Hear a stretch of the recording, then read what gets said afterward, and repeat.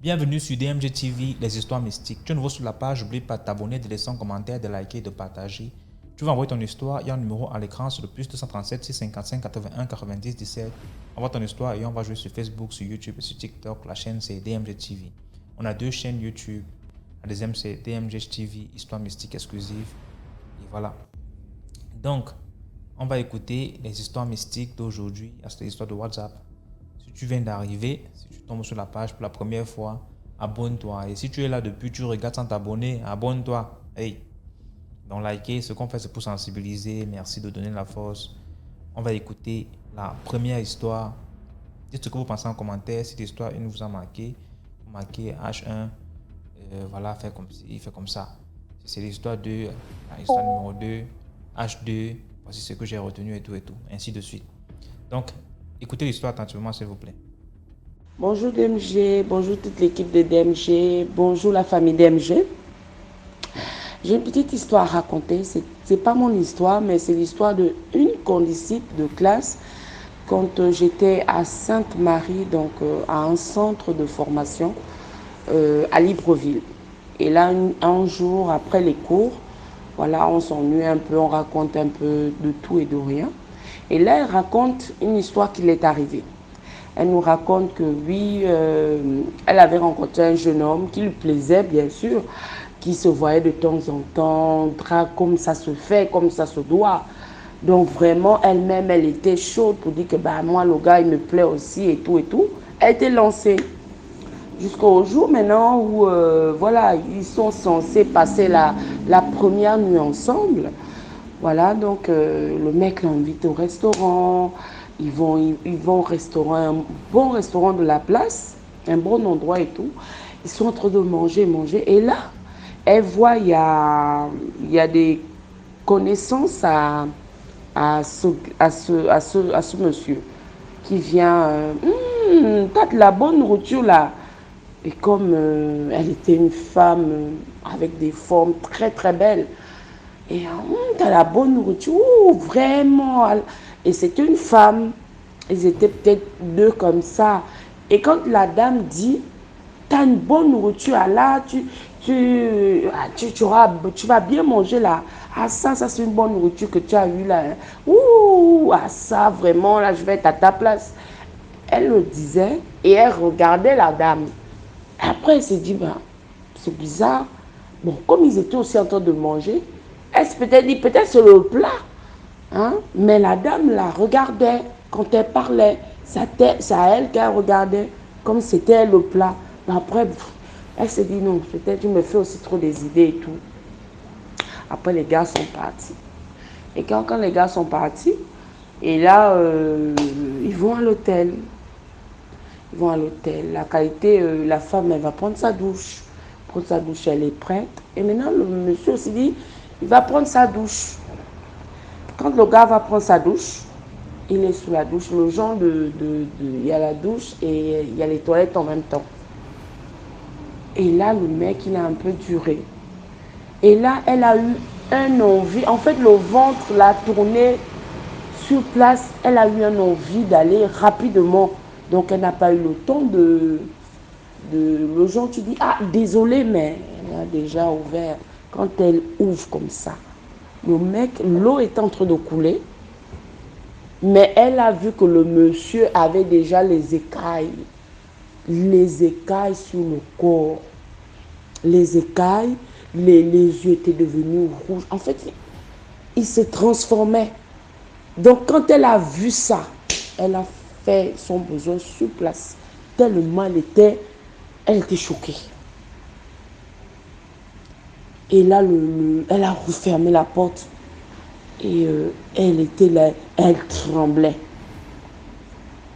Et après, le monsieur, il a un peu mis du temps. Après, il est sorti. Et quand il est sorti normal. Il était fâché. Après, il lui dit, t'as fait le besoin ici, il faut nettoyer. Il dit, excuse-moi, j'avais vraiment envie d'aller, je n'ai pas pu me retenir, désolé. Et là, après, il allait s'allonger. Le gars, il ne bougeait plus. Il était fâché. Et là, la fille, elle a compris que, il voulait se transformer. Et elle a fait semblant de jouer le jeu. Genre, j'ai rien vu. Oh non. Elle est venue, elle s'est nettoyée et tout. Elle vient encore sur lui. Oh chérie, elle commence à le toucher. Le gars, il ne bouge même pas. Il ne bouge même pas. C'est qu'il était fâché.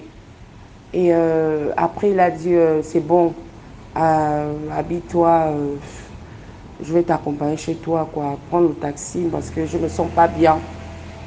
Et puis, elle s'est habillée. Après, elle est partie. Et le mec l'a bloqué. Le mec l'a bloqué. Il n'a plus jamais appelé la fille. Et peut-être une semaine après, comme ça, elle marche du côté du bord de mer, donc pour aller à l'école. Et aller à l'école et tout. Donc elle marchait un peu. Et voilà comme un monsieur qui s'arrête, une grosse voiture et tout. Et la voiture s'arrête, il klaxonne. Vu ce qu'elle a vécu, donc elle était un peu, non, c'est bon. Et là, le monsieur, il klaxonne, il insiste, jusqu'il arrive à son niveau, lui dit, ma chérie, c'est comment, hein? Je ne vais pas te faire comme mon frère, hein? Lui, il a été un peu trop vite pressé et tout. Moi, je ne vais pas te faire comme lui, hein.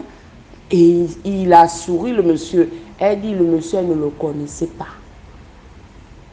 Le monsieur a souri comme ça.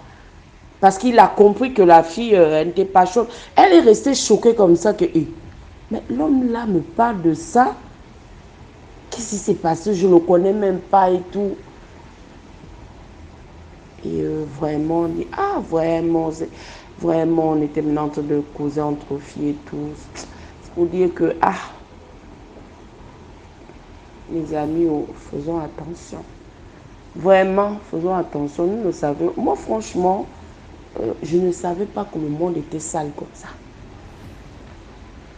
Que les gens font vraiment de n'importe quoi. Vraiment, les amis, faisons attention. Et merci et bonne soirée à vous. Voilà, merci beaucoup pour l'histoire. Maintenant, on passe à la deuxième histoire. Allô, la famille DMGTV. Bonjour ou bonsoir selon vos fuseaux horaires.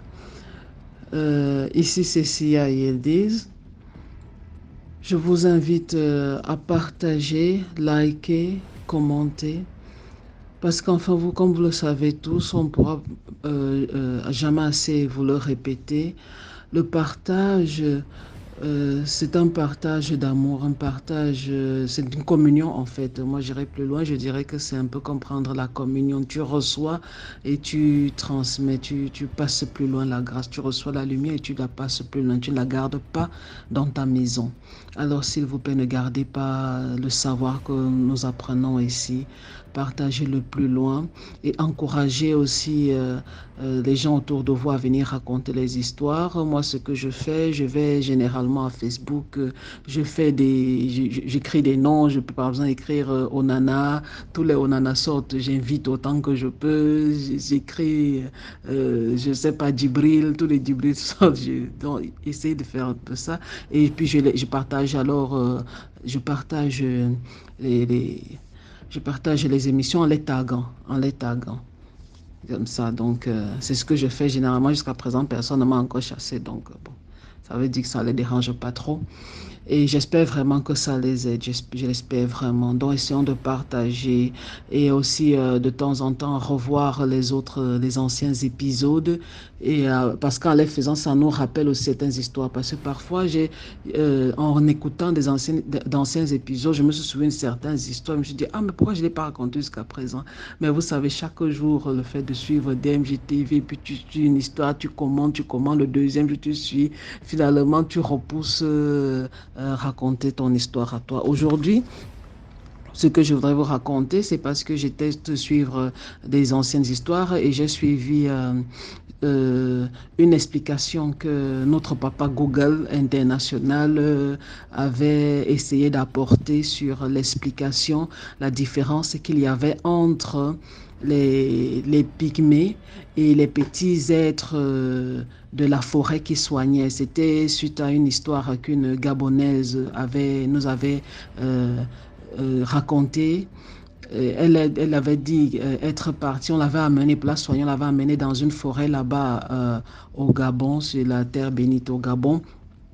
Et dans cette forêt, elle disait avoir vu, il y avait des petits êtres. Elle dit que franchement, c'était pas des pygmées, mais elle était choquée parce elle n'avait jamais imaginé rencontrer des êtres comme ça. Et elle avait aussi parlé de beaucoup de poules. Elle avait dit qu'il y avait beaucoup de poules dans cette forêt-là. Elle y était accompagnée de certaines personnes à qui elle avait fait confiance. Et là-bas, on l'avait soignée, elle est revenue. On l'avait soignée aux personnes, on voulait la soigner, elle est revenue. Et alors, papa Google, ayant vu les commentaires, ayant écouté ce que les gens disaient, était venu, il essayait de préciser que Pygmées, qui sont nos petits hommes d'Afrique, comme au Cameroun, nous les appelons les rois de la forêt parce qu'ils maîtrisent les plantes, ils maîtrisent la forêt et tout ça. Alors, papa Google était venu nous expliquer. Il essaie de nous expliquer la différence entre les pygmées et les autres êtres dont parle généralement même notre béninoise qui parlait de... Je crois qu'elle était béninoise, je crois. Ou ivoirienne, toute petite, elle était perdue dans la forêt. On l'avait retrouvée plus tard. Elle avait été aidée par des génies. Elle avait des longs seins, des longs cheveux. Elle vivait dans la brousse. Elle ne buvait que du lait. Et vous vous souvenez un peu de l'histoire. Sinon, je vous invite à repartir en arrière et écouter ces histoires-là. Et ça permet alors... à cette période-là, je me suis souvenu, je voulais aussi vous raconter quelque chose, mais maintenant, je vous amène alors aux États-Unis. Je vous amène chez les Indiens Osages. Les Indiens Osages, ça s'écrit comme ça, vous pouvez aller regarder sur Internet. Les Indiens Osages sont les Indiens de la zone d'Oklahoma. Alors, c'était une maman et sa fille qui parlaient, racontaient l'histoire d'une de leurs tantes qui un jour, elles étaient allées au bord d'un fleuve pêcher, je crois que c'est le saumon, je ne sais pas quoi, en tout cas, elles allaient pêcher.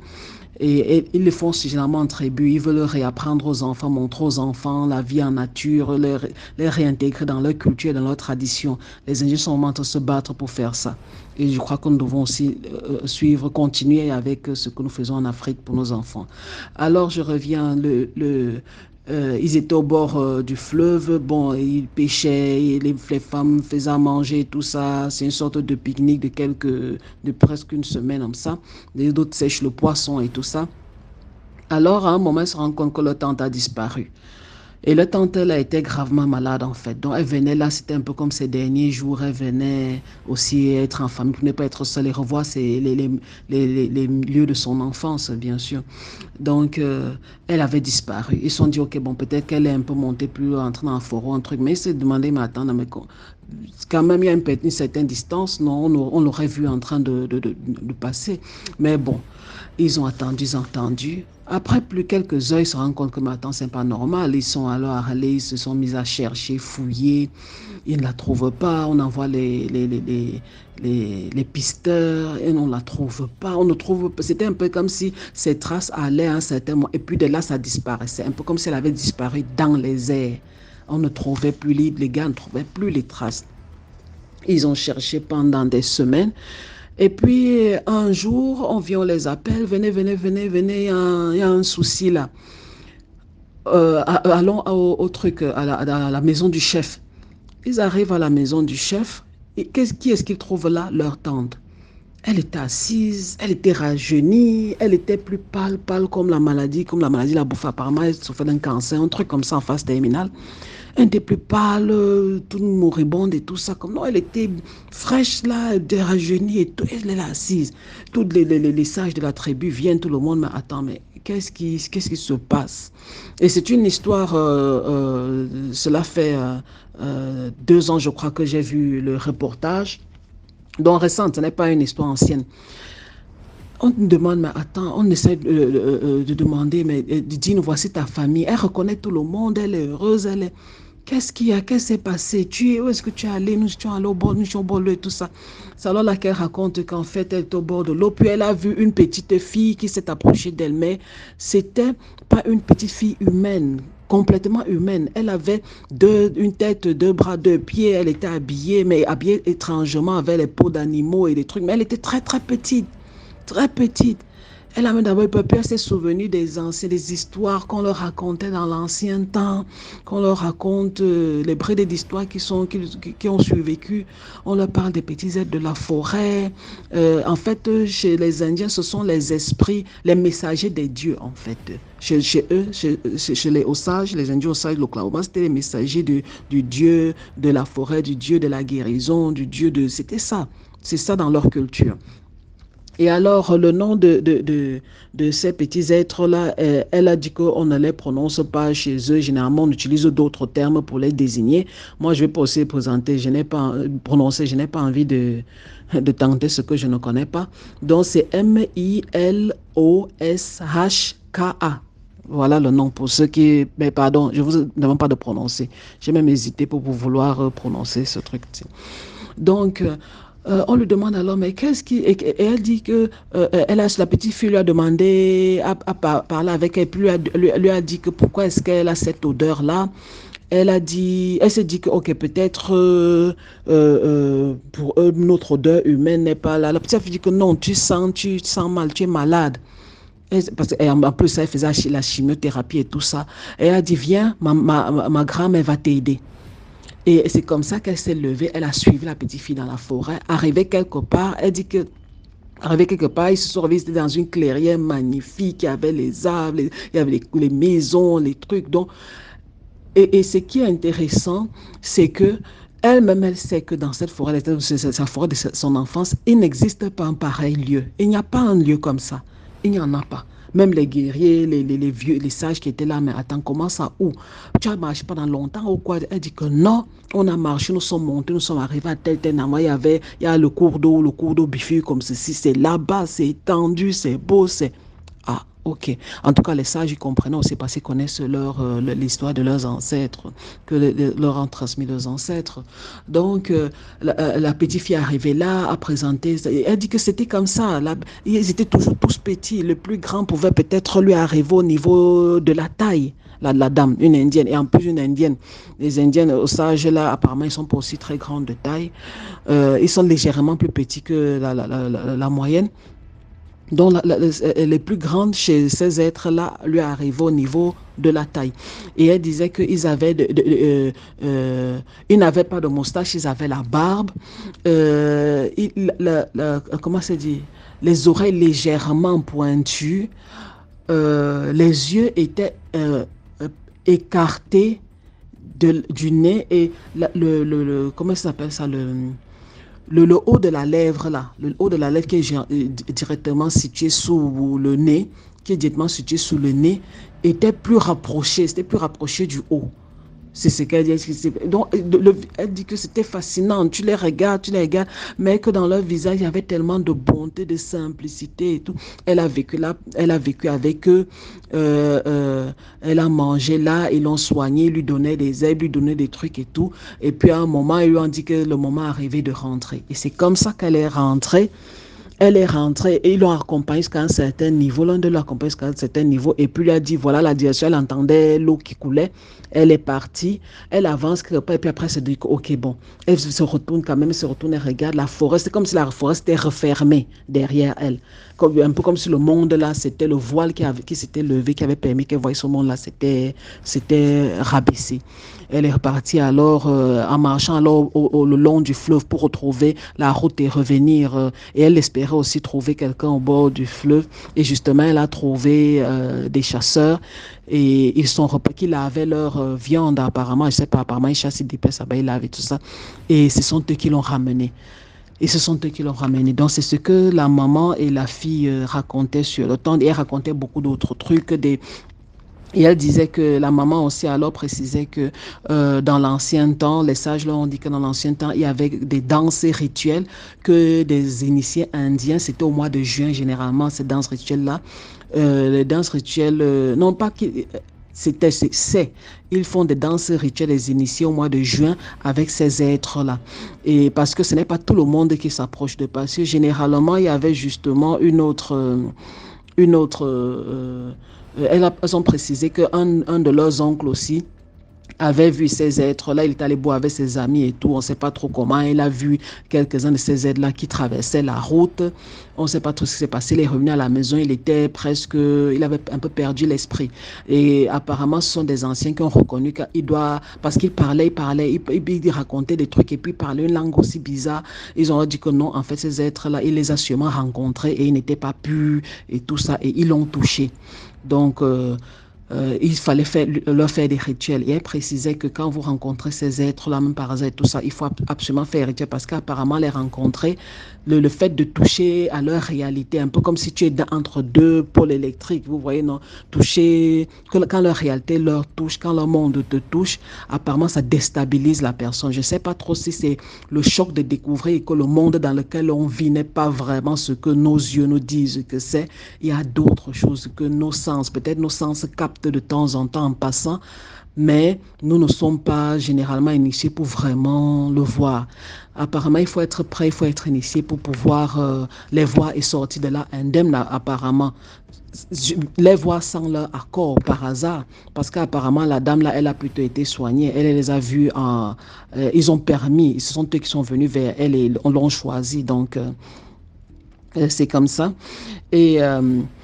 Et aux Hawaï, j'avais suivi un autre truc, c'était sur les îles Hawaï, on les appelle les MENEHUNE. En fait, ils sont présents dans le monde entier. Donc aux Hawaï, c'est voilà comment on les appelle. Aux Hawaï, maintenant, on dit que les sages chez les Hawaïens, on les appelle les Kapuna. Les Kapuna, K-A-P-U-N-A, les sages. Et les Kapuna, alors, c'est qu'ils apprennent aux jeunes guerriers hawaïens. C'est que quand tu les rencontres, tu dois te prosterner et tu les laisses passer. S'ils te parlent, tu écoutes attentivement, très attentivement. On dit que c'est vraiment extraordinaire s'ils t'adressent la parole ou bien s'ils te donnent quelque chose. Ou bien s'ils posent quelque chose près de toi, tu prends et tu gardes ça jalousement. S'il pose une herbe ou un truc près de toi, ça veut dire peut-être, on dit parfois que tu vas tomber malade plus tard ou bien tu as une maladie et il te donne comme ça le remède de la maladie. Là, prends ça et soigne-toi. Donc, on demande de garder jalousement ça, de s'approcher d'un tradit praticien qui te dira, ok, est-ce que tu as tel mal? Il t'a donné ça apparemment, il a vu que tu as tel mal ou bien il a senti ça sur toi.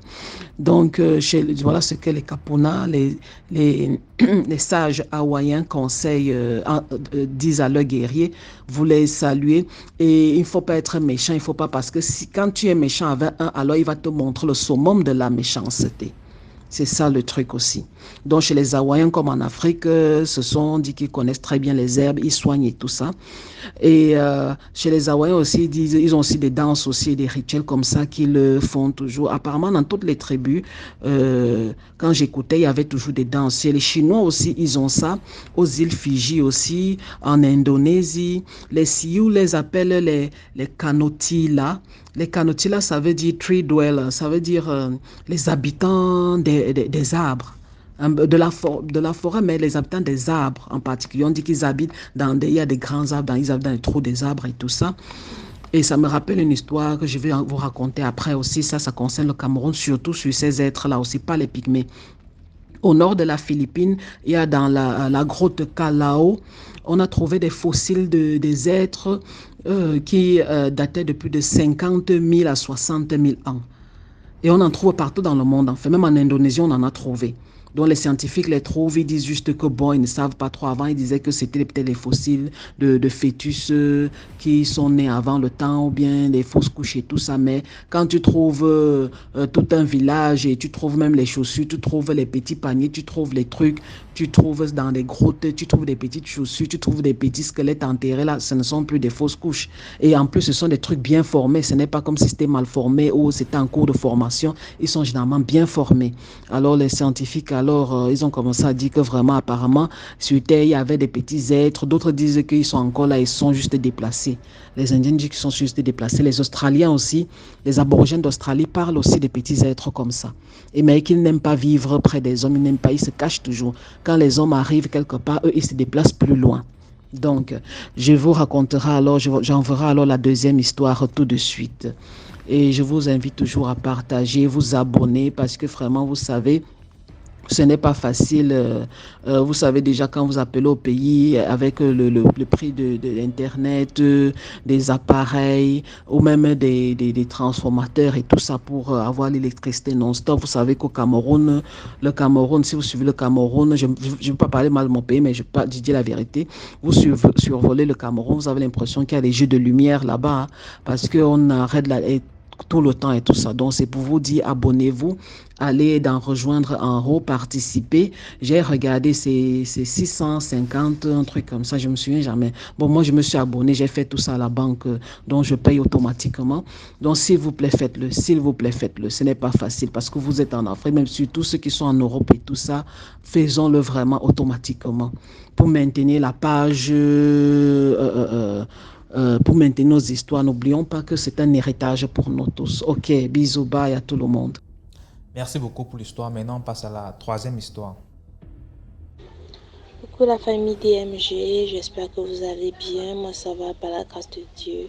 Tout d'abord, j'aimerais que vous likez, commentez, partagez, abonnez-vous au maximum. Très important, ça permet en sorte que la chaîne puisse grandir. Vous voyez un peu.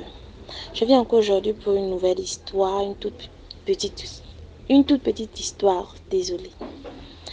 Donc, c'était l'histoire d'un vieux homme, un vieux papa du village où mon père était affecté. Ma maman, elle aimait toujours vendre la nourriture dans des petits kiosques. Donc, du coup, le monsieur aimait toujours manger. Il aimait toujours venir manger chez ma maman. À chaque fois, c'était comme ça. Bon, finalement, ils se sont liés d'amitié. Discuter, bien, ils ont commencé à discuter. Le papa a commencé à parler avec ma maman et ce jour-là, j'y étais. J'ai assisté à la scène. Donc, le monsieur a dit non, il a plusieurs enfants, mais il a un enfant qu'il a perdu, ça fait récemment. Il dit non, mon enfant, enfin, il me vend dans la loge. Ma maman lui pose la question, mais comment ça? Moi, je ne comprends pas. Il dit non. Mais sauf que moi, je suis un papa très spirituel. Moi, je suis fort spirituellement, vraiment. Je suis une autre personne. Il a dit non, mon plus jeune fils a eu le bac. Quand il est arrivé, il est allé à l'université. Tout s'est bien passé, bien accueilli. Mais au bout je pense il avait dit au bout de 4 mois, son fils réapparaît, il revient au village. Bon, il fait part à son père, bon papa, voilà, je suis venu pour que tu me laves le corps, voilà, il faut que tu me laves le corps pour que j'ai de la chance. C'est un peu ce qu'on m'a dit, on m'a fait part au lycée là-bas, à l'université là-bas, pardon, que tu puisses me laver le corps. Bon, son père l'a dit, ok, il n'y a pas de problème, je vais te faire des petits rites. Si tu te dis que non, bon, c'est ce qui te retarde, il y a certaines choses qui te retardent, bon, on va te faire des petits rites. Vous savez très bien, en Afrique, il y a toujours des petits rites avant que l'enfant ne se déplace, avant que, voilà, il y a toujours des petites choses, surtout des gens qui sont, bon, au village, nos parents, là, nos arrière-parents, nos grands-pères, ils connaissent. Donc, il a fait le bain à son père, à son fils, pardon. Il a fait le bain à son fils, tranquille, il n'y avait pas de problème. Bon. Il finit de faire le bain à l'enfant. L'enfant part dormir. Bon. En même temps, l'enfant n'est pas satisfait. Le lendemain, il pose encore la question pour son papa. Mais papa, est-ce que tu m'as bien fait le rite? J'ai l'impression que c'est pas vraiment... Ah. Mais le père dit, mais tu n'es pas encore parti. Comment se fait-il que tu me dises non, le rite n'a pas été bien fait? Tu n'es même pas encore parti pour voir réellement si tout s'est bien passé. Comment tu dis directement, non, voilà, le rite n'a pas été bien fait, tu n'as même pas encore fait, vu les espoirs, tu n'as même pas encore vu le résultat de ce qu'on a eu à faire. Elle dit, non, je le sens. Et il trouvait tellement de raisons. Le papa, c'est pas un enfant, c'était quand même son père. Et il connaît beaucoup de choses. Il a fait asseoir son fils. Il a dit, fiston, tu es venu pourquoi? Non, papa, c'est pas ça. C'est juste que j'apprends, nous tous, on est amis. Donc, on s'est séparés. On a décidé de venir ici pour venir faire des petits trucs. Bon, pour avoir un peu de sollicitation, qu'on soit un peu sollicité auprès de nos professeurs, tout et tout.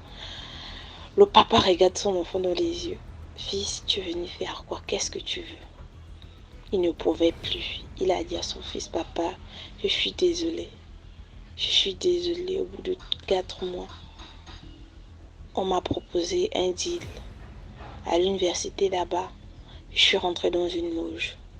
Et la loge en question, ils m'ont demandé d'emmener l'esprit de mon père. Chose que je ne connaissais pas. Je ne savais pas comment le faire. Ils m'ont donné les instructions. Et présentement, je suis toujours en contact avec eux par message. Il a montré les messages, le monsieur l'expliquait, comment procéder, comment il fallait toucher la tête de son père quand il dormait, tout et tout. Mais il ne pouvait pas parce que son père spirituellement, c'était un homme fort.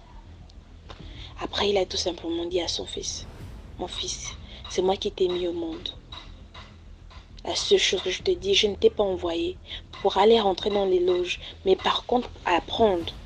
Mais comme tu as voulu la vie facile, maintenant moi je veux te dire que tu vas mourir à ma place. Comme tu as décidé que c'est moi que tu devais sacrifier dans cette loge-là, mais je suis désolée de te décevoir que c'est toi qui vas y passer. Le fils a pleuré, je vous assure que il est allé dans sa chambre. Le lendemain matin, il est allé trouver, il se réveille. Quand il se réveille, le vieux papa se réveille, il va trouver son enfant mort sur le lit. Il prend le téléphone, le message qui était écrit, je vous assure, il y avait écrit esprit, esprit, esprit, esprit 3 fois. On l'avait demandé de répéter cette phrase. Répète cette phrase, esprit, esprit, esprit. Et il avait le téléphone à côté de lui. Je vous assure, il y a tellement de nos frères, une fois ils partent à l'université, dans les universités, pour avoir la vie facile, obligés de rentrer dans les sectes. Il y a plusieurs leçons à tirer dans cette histoire. Je vous assure, la vie facile n'est pas une bonne chose, surtout quand on va à l'université. Apprenez. On n'a pas dit que si tu reprends une classe, ça voudrait dire que bon, tu es le plus bête. Non, pas du tout. Vaut mieux apprendre et ne pas entrer dans des choses louches. Après, tu vas regretter ou tu ne pourras pas contrôler. Donc, c'était un peu ça la petite histoire. Merci la famille DMG. J'ai encore repassé par là. Et encore DMG, merci pour cette initiative que tu as créée. Ça permet de sauver des vies. Ça permet de sensibiliser plein de gens. Merci encore. Bisous, bisous à tous. Merci beaucoup pour l'histoire. Maintenant, on passe à la 4e histoire. Bonsoir, monsieur DMGTV. Une fois encore, mon nom c'est Quentin. Je suis au Nigeria, mais je viens de la Côte d'Ivoire. J'ai tellement d'histoires à vous raconter sur ma propre vie qui est vraiment intéressant à entendre, et puis c'est un peu aussi compliqué aussi à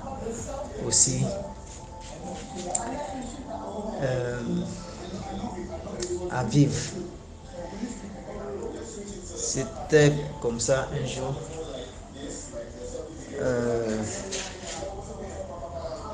Je me suis endormi le matin. Je me suis endormi, dans la soirée, parce que moi, à chaque fois quand ces gens de songes veulent m'arriver, je veux avoir ces gens de songes, ça se passe que soit dans la soirée ou bien dans la matinée, je vais sentir, c'est-à-dire que j'ai une manière de me sentir dans mon corps comme si quelque chose va arriver. C'est comme si ça a été préparé dans la journée avant même que la nuit ne tombe. Donc comme ça, j'étais un peu timide. Et je me suis endormi dans la soirée comme d'habitude. Et aussi je dormais. Soudainement, c'est comme si je me suis retrouvé dans mon village natal. Et au cours de ce rêve-là, c'est comme si je me suis retrouvé en famille. Il y a genre comme si un ring de boxe.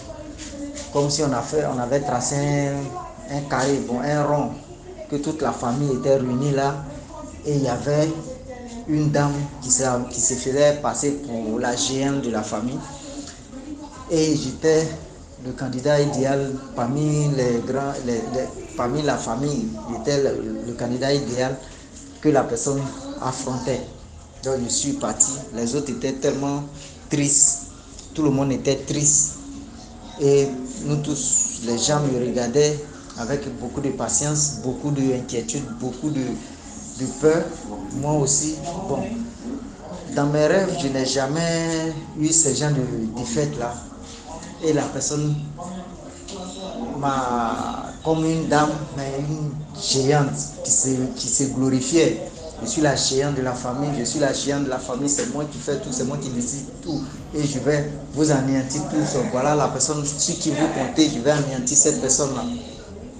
Et c'est comme ça, moi qui étais la personne qui était là, elle a fait sortir son épée, moi aussi j'ai fait sortir mon épée.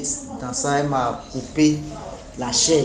Elle a pris ma chair et puis elle a planté ça au milieu du rondel où je m'y trouvais, moi avec la géante de la famille, dans le rêve.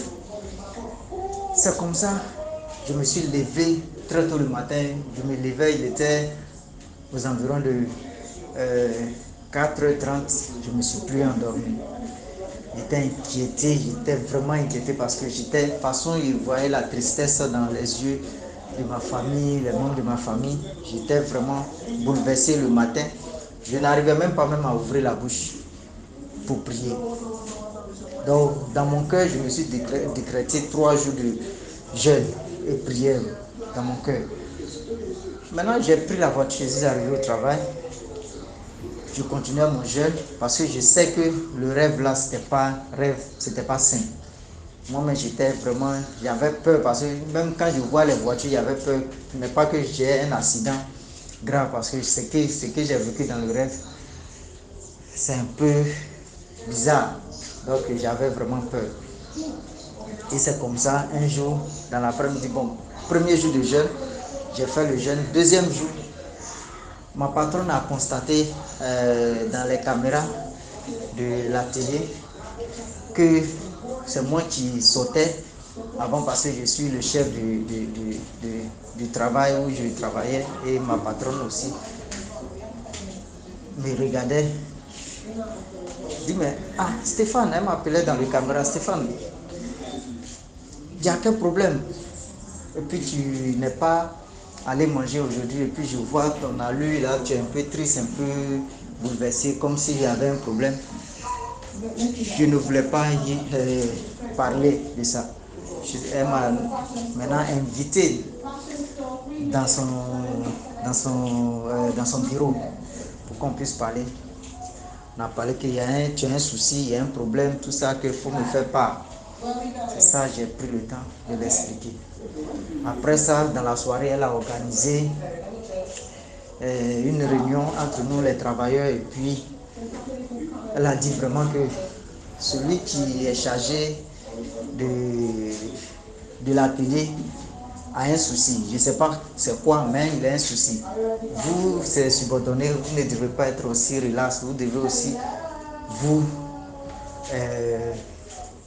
se joindre à lui et moi aussi, la patronne, se joindre à lui pour que nous puissions aussi l'aider aussi dans les prières. Donc, je décrète 3 jours de prière, jeûne et prière dans l'atelier pour tout le monde, pour Stéphane. Donc, chacun prie et dit le nom de Stéphane et on va prier les soirs, les matins pour ces 3 jours-là. Donc, on faisait les prières.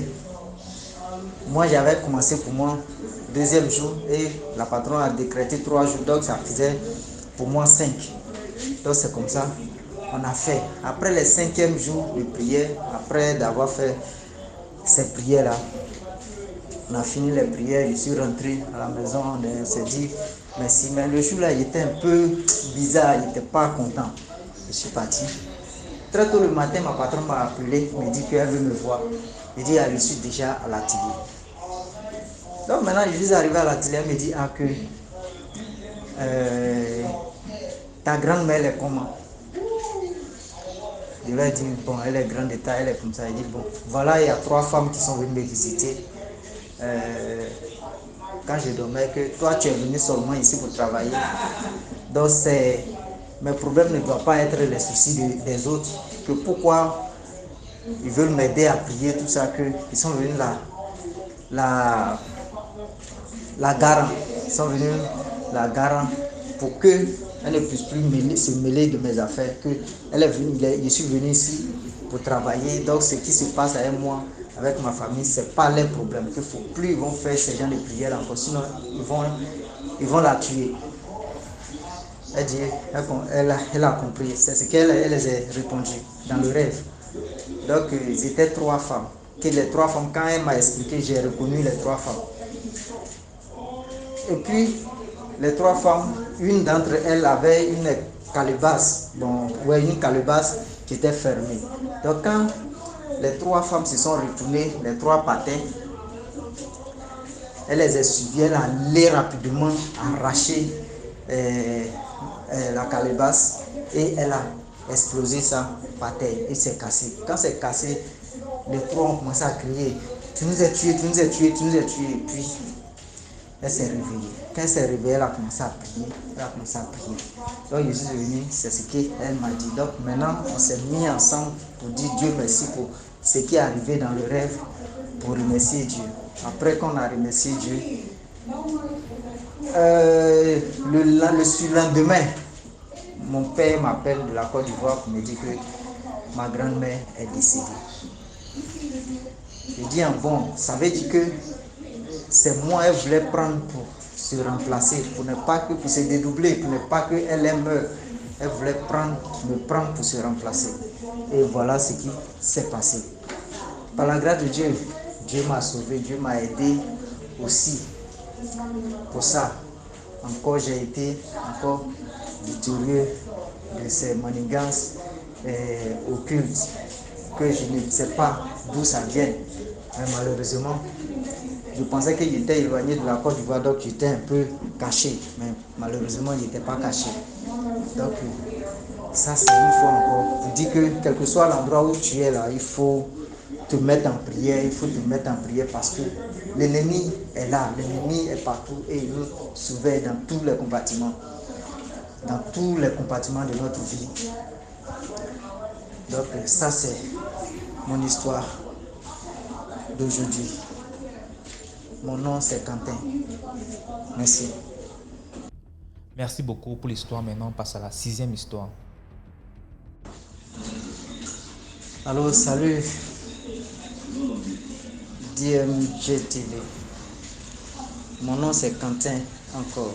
Je voulais encore interpeller les gens pour vous dire que c'est pas tout le monde que vous voyez en ville qui sont des êtres humains.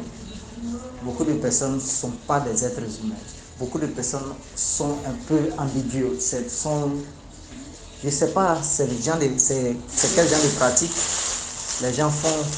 Mais au Nigeria ici, c'est vraiment dangereux. C'est un pays qui est vraiment dangereux. Quand tu vis dans un pays comme le Nigeria, je pense que tu peux vivre un peu partout.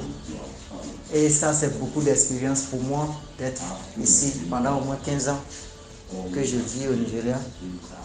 Une fois,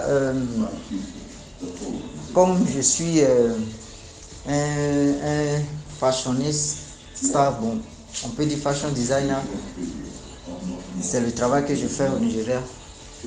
Et comme ça, je partais de livrer habits à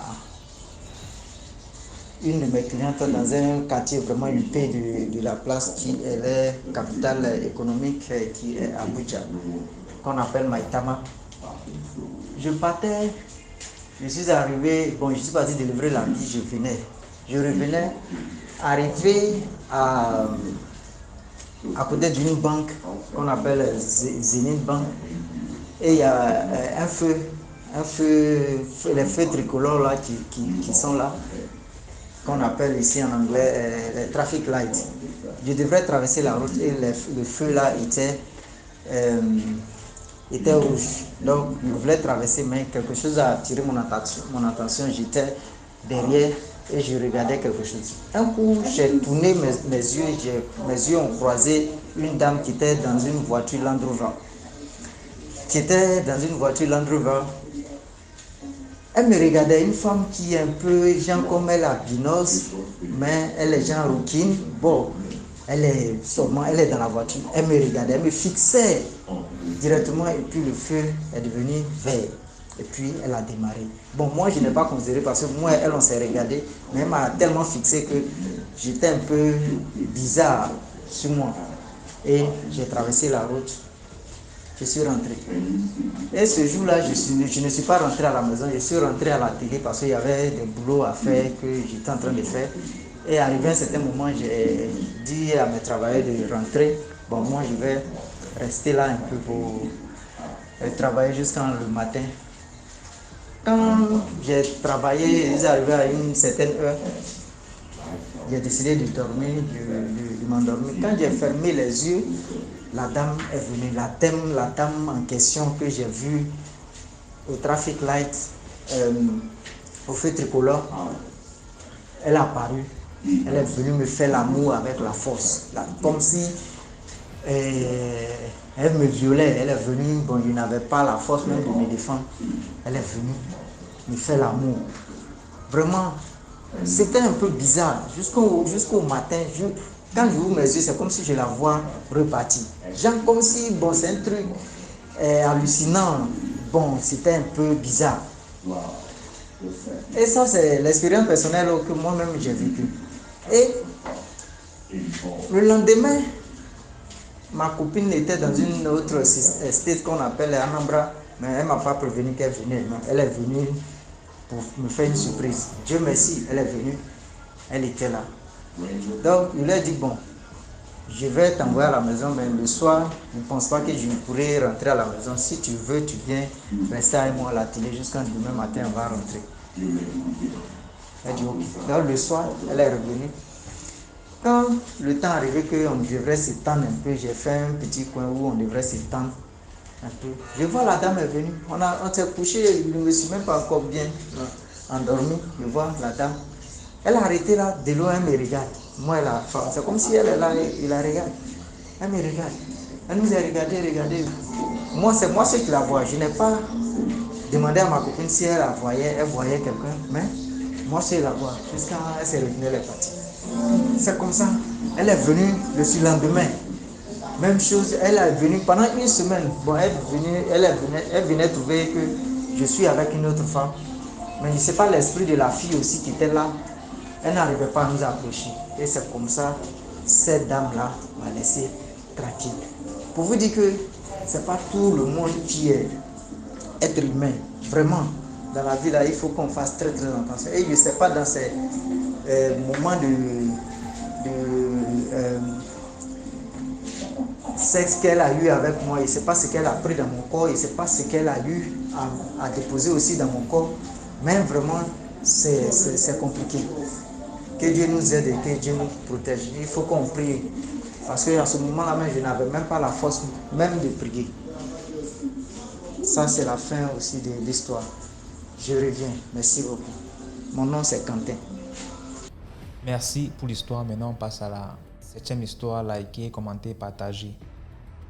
Donc, la deuxième histoire que je vais vous raconter, toujours sur les petits êtres de la forêt, là, qu'on confond parfois aux pygmées. Ce ne sont pas les pygmées, sont différents, complètement différents.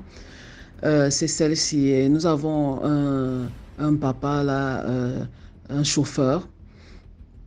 Quand vous voulez faire les longues distances, aller à l'ouest, à l'est, aller à Douala, là où dans le littoral, à Kribi, partout, là, vous le prenez.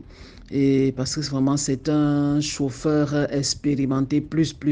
Là, alors vraiment, c'est plus. Alors, une fois, et beaucoup de gens l'utilisent pour des grands, longs voyages parce qu'il connaît presque tout le Cameroun. Hein. Il connaît presque tout le Cameroun. Alors, le chauffeur, j'ai failli donner son nom. Alors, il nous racontait une fois, il aime bien nous raconter, si vous êtes attentif, si vous le permettez, il vous racontera des trucs pas possibles sur le Cameroun, mais vous allez tomber de haut. Une des histoires, il accompagnait un député avec sa femme. Sa femme avait fait un accident cardiovasculaire, une AVC, communément appelé AVC, et il avait demandé, lors de ses recherches, il avait réussi à découvrir, on lui avait dit que dans la zone des Pygmées, je ne sais pas si dans la zone, bon, il y a une zone là, il devait aller là-bas et ces gens-là allaient l'aider si c'était possible parce que leur, euh, ils n'aident pas tout le monde. Et généralement, il ne faut pas avoir versé du sang, il ne faut pas avoir fait du mal. Si tu l'as fait, ils te rejettent, ils ne peuvent pas t'aider.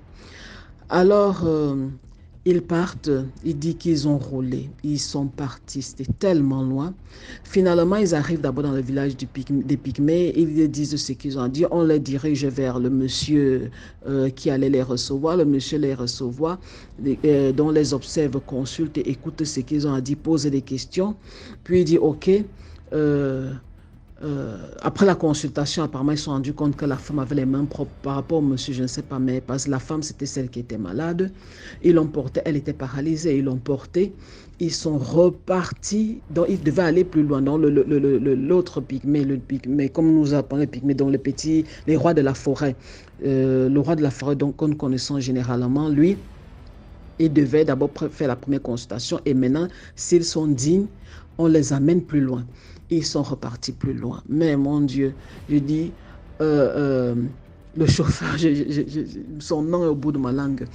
Le chauffeur dit qu'il n'a jamais autant roulé. Il se demandait même s'ils sont encore au Cameroun ou bien s'ils sont déjà arrivés au Gabon ou en République centrafricaine. Lui, il ne savait même plus.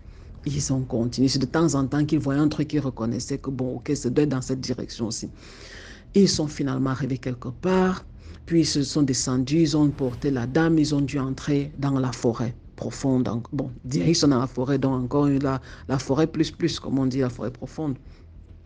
Ils arrivent alors près d'un arbre. Il dit que l'arbre là était immense.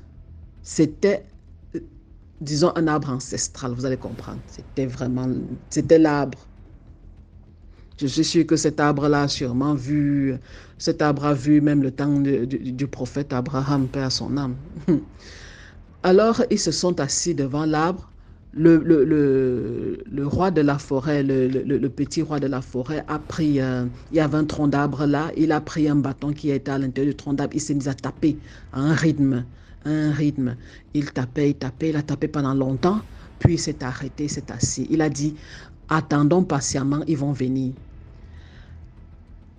Donc, le chauffeur dit qu'ils ont attendu. Ils ont attendu longtemps et bien. Ils ont même dormi, ils étaient assoupis, ils dormaient. À un moment là, le pygmée, bon, je vais dire le pygmée, donc le roi de la forêt, le petit roi de la forêt, dit levez-vous, ils sont là. Ils sont en train d'arriver. Ils se lèvent tous, ils regardent tous autour, de gauche à droite, parce que vraiment, le chauffeur, lui, il disait que non, il fallait qu'il les voie, qu'il a vu tellement de choses dans ce Cameroun-ci, que non, il voulait vraiment voir à quoi ils ressemblent, et il voulait vraiment les voir. Et puis il m'a dit, il faut qu'ils se retournent tous, ils ferment les yeux. Aïe! Mais bien sûr, tous sont respectés parce que, pardon, attends, tu ne sais même pas où tu es, tu ne sais pas, tu vas aller voir tu ne sais pas ce qui va se passer dans la forêt, là, on ne saura même, non. Ils se sont retournés, ils ont fermé les yeux et seule la femme, en tout cas, elle était couchée, elle était épuisée, vous vous rendez compte, elle dormait. Lui, quand il s'est retourné, elle dormait. Donc, ils ont entendu le pygmée parler à quelqu'un. Ils n'ont pas vu, ils ont entendu les bruits des feuilles, ils savaient qu'il y a des gens qui sont arrivés par là à quelqu'un. Et puis les gens, mais ils parlaient une langue étrange. Ils parlaient une langue étrange parce que le chauffeur connaissait les langues, les différentes langues. Il connaissait quand même certaines langues, il connaissait l'usage, il pouvait comprendre, il savait que bon, ça c'est telle langue, ça c'est telle langue. Il vient de dire ceci, mais le reste, je n'ai pas compris. Alors, il les entendait parler plutôt une autre langue. Et ces êtres-là, quand ils parlaient, Et dit que leur voix, c'était un peu comme si ça venait de partout et de nulle part en même temps. Mais ça avait une intonation musicale, en fait. Musicale qui te donne des frissons. Ils ont parlé.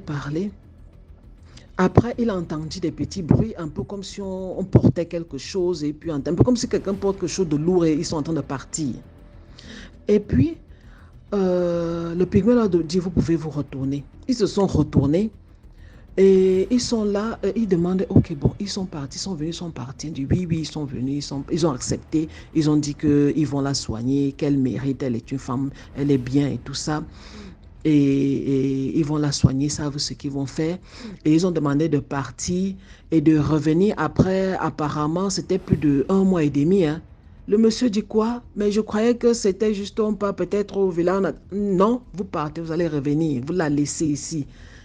Mais là, ils sont là partis où? Parce qu'ils essaient de regarder, ils se disaient quand même que bon, dans quelle direction ils sont partis? Il a dit non, ils sont partis dans l'arbre. Ils ont tous regardé l'arbre. Il dit, hein? Il dit, oui. C'est un passage. C'est un passage. Ils sont partis dans l'arbre. Les gars sont là, ils se regardent. Ah. Et en tout cas, mouillé, c'est mouillé, il n'y a pas de mouillé sec. Ils sont, bon, le monsieur hésitait un peu, mais bon, ils sont partis. 1 mois et demi après, c'est même le chauffeur qui appelle le monsieur. Patron, il faut que 1 mois et demi, bon, on part quand même peut-être même quelques jours avant, ou bien on fait comment et tout ça. Monsieur dit que non, respectons, on va aller là-bas, on va aller. Puis ils sont partis. Finalement, ils arrivent alors au village et du village, ils arrivent près de l'arbre. Ils arrivent près de l'arbre, ils trouvent la femme assise. Elle était assise, elle attendait. Ils demandent, mais attends, ils regardent partout.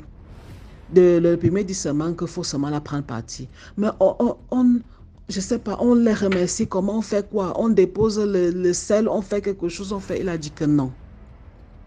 Ils ont dit que non, ils ne prennent rien de notre monde. Partons seulement. Le monsieur était tellement content, la femme se lève. Il lui demande, et bien sûr, ils lui ont tous demandé, mais tu viens d'où? Tu sais comment c'est passé? Comment? Apparemment, c'était dans l'arbre. Tu as vu quelque chose? Tu étais où? Elle dit qu'elle ne sait pas, qu'elle ne se souvient de rien. Elle ne se souvient de rien, absolument rien.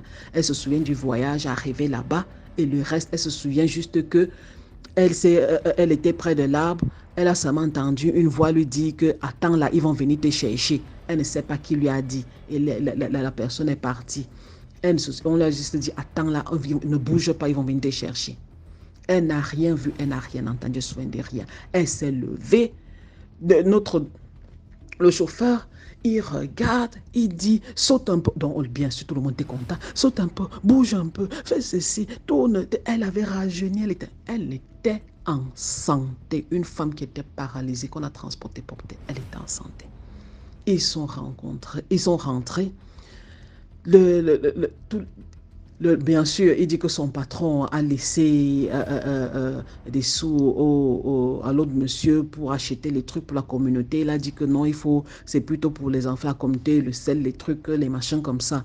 Il a fait ça, le monsieur a fait ça. S'il voulait vraiment donner quelque chose, sinon qu'il parte. Donc le monsieur a fait ça, il a remercié. Donc notre tonton là, il nous racontait, il disait vraiment, quand vous marchez souvent ici dehors, c'est étrange. C'est comme une fois, il nous disait même pendant l'un des voyages, il dit parfois, tu vois des maisons parfois perdues dans la nature. Tu vas sur des kilomètres. Après, tu vois une maison perdue. Elle te demande que la personne, si c'est comment, il ne faut pas se rapprocher d'un village. Il vit comme ça dans la nature. Il a dit qu'il y a des gens parmi nous. Il y a des gens. Il y a certaines personnes, même tu le vois, sa maison dans la nature comme ça, c'est toute une ville qui est autour de lui. C'est même un aéroport la nuit, une ville, il y a les bars, il y a les discothèques. En tout cas, bon, il nous raconte souvent des histoires pas possibles. Ok, donc DMG TV, partagez, likez, commentez s'il vous plaît. Et n'hésitez pas à envoyer vos histoires vraiment parce que nous attendons impatiemment chaque jour. Et surtout parce qu'elles nous édifient aussi. Hein. Elles nous édifient, elles nous raffermissent dans la réalité qu'est le monde. Elles nous raffermissent aussi dans notre croyance au seul et unique Dieu. Ok. Donc, passez une très bonne journée. Que la famille DMGTV et leur chef passent une très bonne journée. Beaucoup de protection, d'amour, de paix, de bénédiction sur vous, de prospérité financière sur vous tous. Que vous, tous ceux qui sont affligés trouvent la santé, la libération, la guérison. Ok. Amen. Donc, je vous souhaite une très, très bonne journée et merci aussi à tous nos doyens.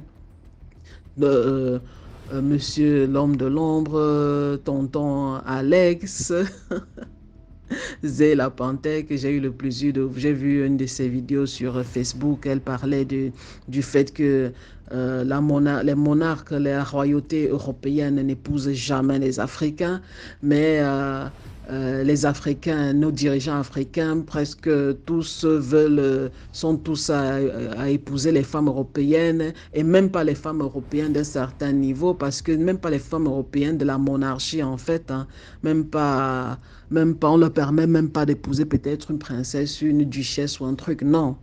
Donc, elle demandait au président africain, peut-être que le peuple devrait exiger que les premières dames soient africaines, hein, franchement, parce que bon, en tout cas, j'ai eu le plaisir de la voir. Je salue aussi tous nos euh, Linda, Magistrat Linda Bogo, en toi tous, je crois que c'est grâce divine, tous, tous, tous. Ok, merci beaucoup. Passez une bonne journée. Au revoir. Voilà, c'est tout pour aujourd'hui. N'oubliez pas de vous abonner, de partager, de liker. Rendez-vous demain à 12h00 sur YouTube pour une nouvelle vidéo. Partagez, invitez plus de personnes à venir se connecter, à venir raconter leur expérience aussi. Comme ça, on va être de plus en plus nombreux et avoir beaucoup plus d'histoires pour être sensibilisés et tout. Donc, portez-vous bien. À demain pour une nouvelle vidéo.